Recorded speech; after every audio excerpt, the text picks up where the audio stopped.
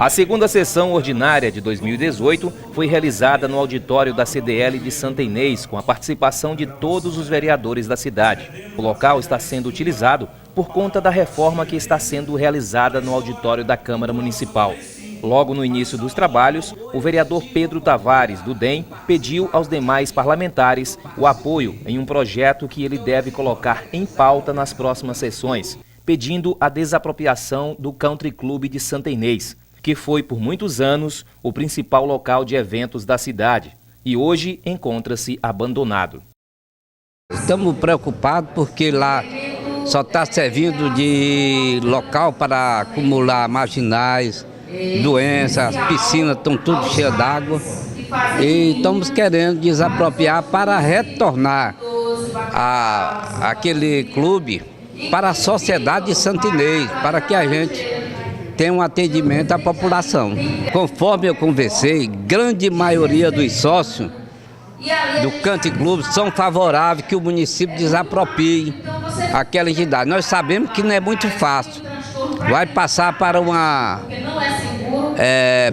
vai passar por várias etapas, passar pela prefeita para sancionar, vamos passar pela justiça.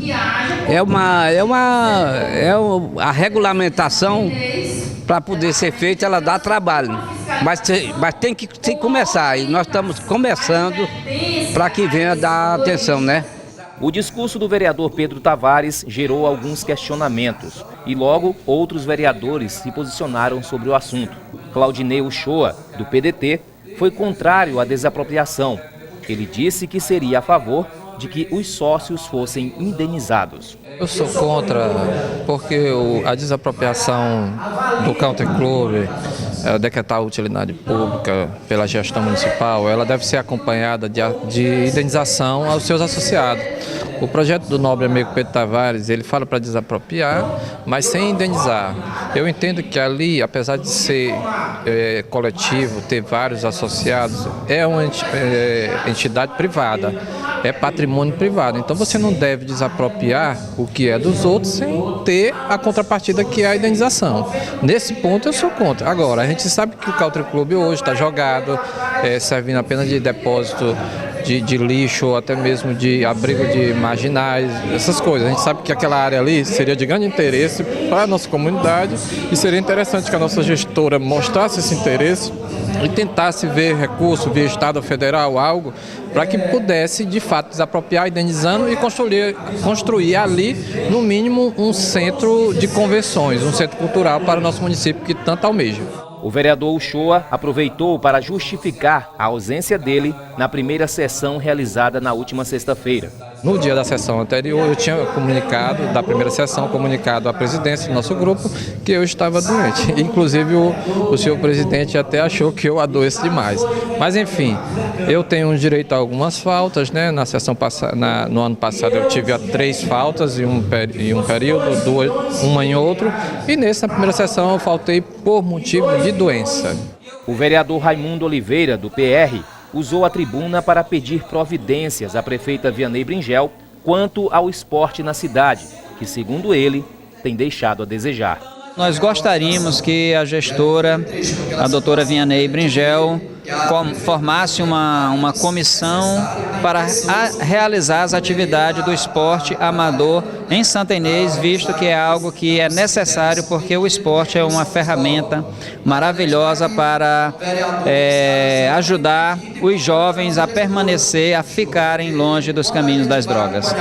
O vereador tem andado por aí, tem verificado a situação que se encontra, as quadras poliesportivas, os campos de futebol. Qual a avaliação que o senhor faz?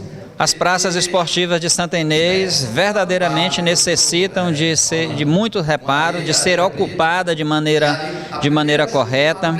Poucas quadras anexas às escolas têm se mantido sem o acesso de pessoas fora de hora, inclusive até atrapalhando as aulas, né? Nós temos constatado isso. E quando o município não ocupa esse espaço que é dele, que é responsabilidade dele, a comunidade está ocupando de forma indevida. E essa comissão é exatamente para realizar essas competições nos mais variados esportes e nas mais variadas competições envolvendo toda a comunidade e os bairros em uma atividade salutar e fazendo com que eles entendam que esse patrimônio é deles e deve ser preservado por eles. Na sequência dos trabalhos, os vereadores voltaram toda a atenção à polêmica da lei que reduz a taxa de iluminação pública no município. O vereador Breno Raposo, do DEM, disse que, apesar da aprovação da lei no ano de 2016, o fato da não publicação no Diário Oficial do Estado torna a mesma sem validade. Analisando juridicamente essa lei, ela é uma lei válida porque seguiu os ritos previstos na Constituição, em leis superiores. Ela não vai de encontro a nenhuma lei superior. Ela foi formalmente bem feita, atendeu ao quórum mínimo de votação e a origem dela veio do Executivo. Então, ela é válida, ela não é vigente e ela não gera eficácia por conta da inexistência de publicação em Diário Oficial, como prevê a lei orgânica do município de Santa Inês, que toda lei, seja ela sancionada pelo prefeito ou promulgada pelo presidente da Câmara de Vereadores, tem que ser publicada em Diário Oficial do Estado. E essa lei não foi. Então a gente está se criando uma animosidade na cidade em relação a essa publicação, a essa lei.